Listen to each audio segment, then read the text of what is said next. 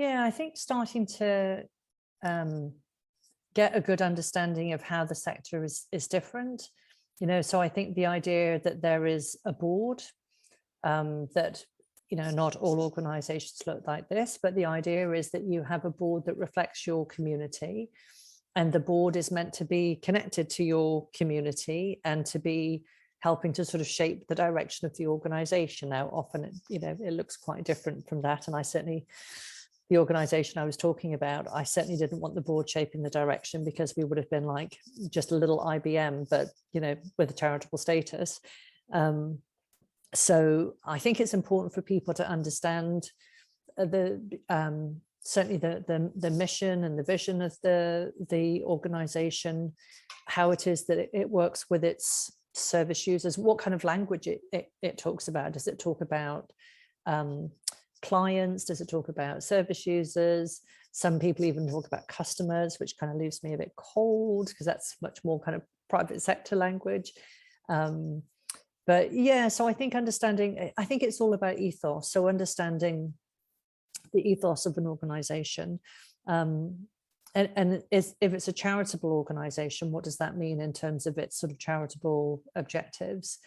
I think I'd be interested to know as well, and this might be different from kind of a private sector approach, is how does that organization work in its wider community, and how does it work with other stakeholders? Because, no one third sector organization, you just cannot work as an island. You have to work in partnership.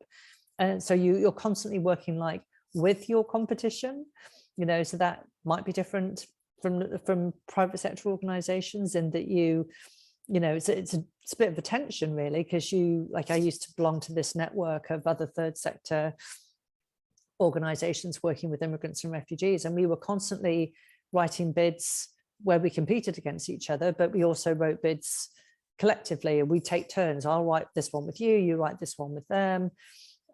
So you've got to kind of find a way to navigate all of those sorts of tensions, which is kind of interesting. But yeah, I think that would be a good thing to look at, is how does this organization work with other organizations?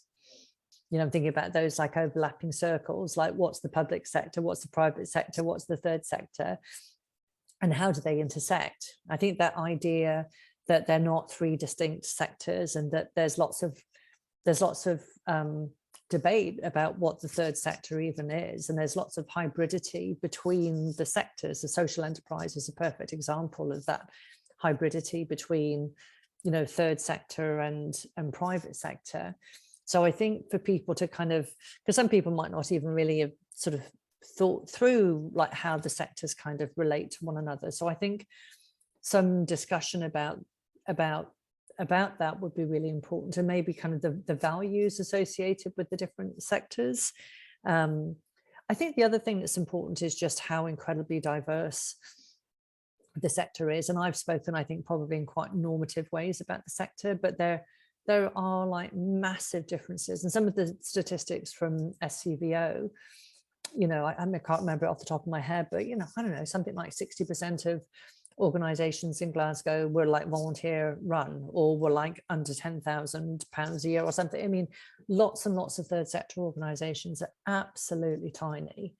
And then you've got Quarriers, which, it's like, I don't know, millions of pounds in turnover every year, and like tons and tons of assets. So, and technically there's debate about what is considered a third sector organization. So a church, University of Glasgow, so there's some of that is actually identifying some of the debates kind of in the kind of about the sector.